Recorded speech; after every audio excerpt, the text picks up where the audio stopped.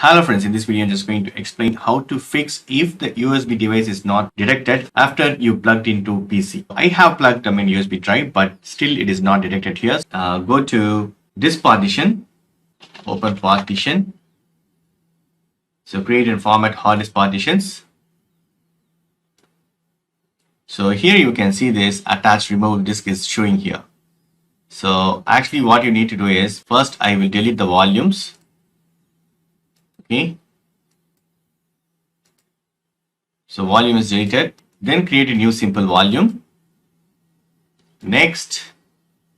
So next. So D drive. So next. So the format you can choose NTFS or FAT32 and you can name it. Example, I'm going to name it games. Okay, click on next. So finish. So this time it should be detected here. See? So I'm going to verify that. Here, click on the properties to check. So total it's a 128 GB. This is the free space. And if you want to format right into exFAT or FAT32, that also you can do it. So choose format. Here you need to choose the file system, exFAT or NTFS.